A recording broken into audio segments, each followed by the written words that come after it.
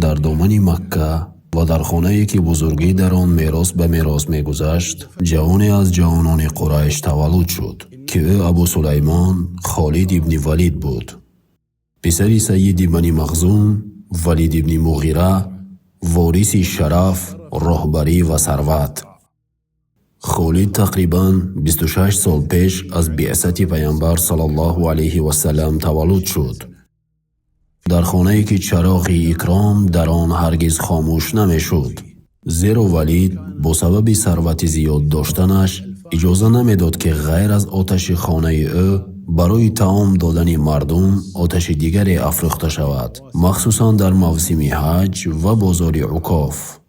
ولید ابن مغیره یکی از ثروتمندترین شخصان مکه در زمان خود بود، حتی تا جایی که او را الوحید، بی‌نظیر و ریحانه قریش می‌نامیدند، زیرا قریش یک سال همه یک جا شده کعبه را پوشش می‌دادند و سال دیگر باشد تنها خود ولید آن را پوشش می‌داد. ولید ابن مغیره پدر خالد، همان کسی که قرآن درباره او و ثروتش سخن گفت: ذرني ومن خلقت وحيدا وجعلت له مالا ممدودا وبنين شهودا ومهدت له تمهيدا ثم يطمع أن أزيد كلا إنه كان لآياتنا عنيدا.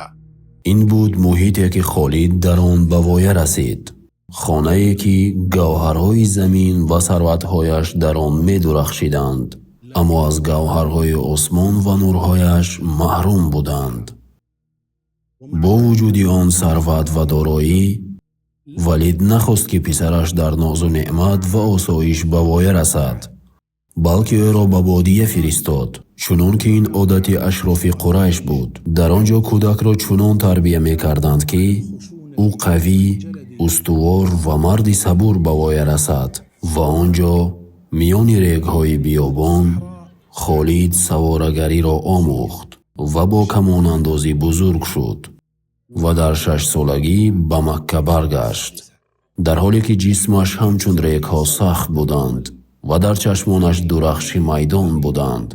یعنی او پر از روحیه جنگی و جسارت بود و تربیه‌ای که در بادیه گرفته بود بر روحش آثار گذاشت که هرگز فراموش نشونده بود، تا جایی که ثابت شده است او گوشت لب یعنی سوسمار می‌خورد، آنچنانی که بادیه نشین‌ها می‌خوردند و آن را دوست می‌داشت. با وجود آن که یکی از فرزندان شخصی ثروتمند بود، اما او می‌خواست خود را به سختی عادت دهد تا بر سختی جنگ، گرسنگی راه و تشنگی میدان صبر کند. پس خالد از کودکی چنین بود که هرگاه نیزه به دست می‌گرفت گمان می‌کرد که گویا برای آن تولد شده باشد، یعنی مهارت فطری داشت و هرگاه بر اسب می‌نشست گویا اسب زبان او را می‌فهمید. خالد از همه همسالانش پیش گذشت تا به ضرب المثل میان جوانان قریش تبدیل یافت. اما مادر خالد، او از خاندان اشرافی کهن بود که با کرم و فضیلت و شرف مشهور بودند. او لبابه دختری حارث از قبیله بنی هلال، خواهر میمونه بنت حارث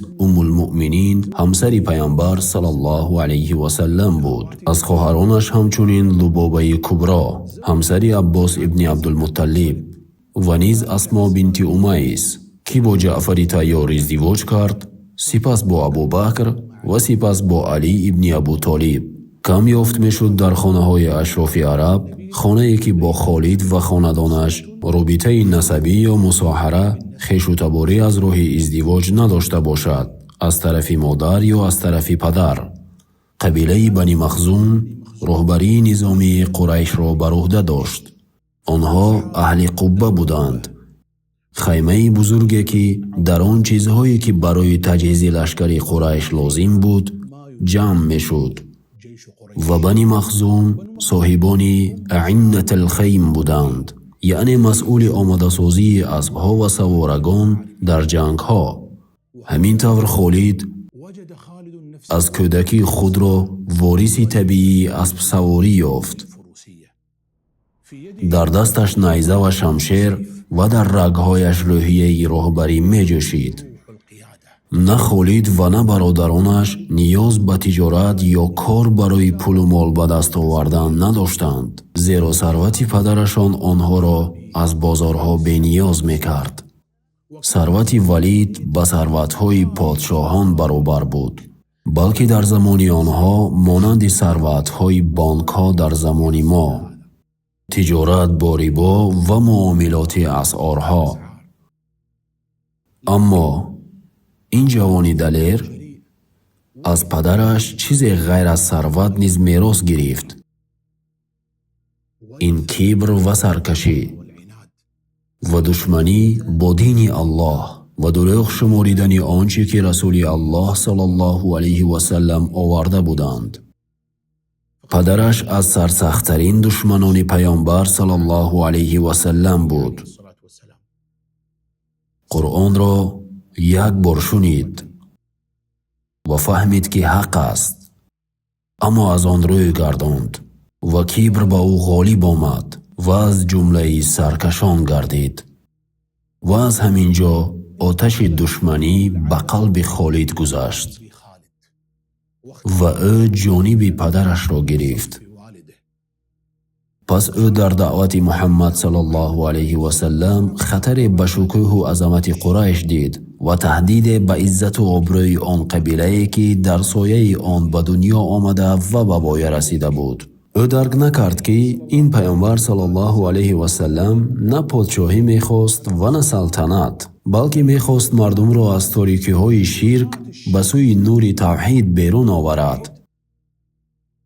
аммо ӯ бо чашми душмани мутаассиб нигарист, на бо чашми таҳқиқкунандаи одил.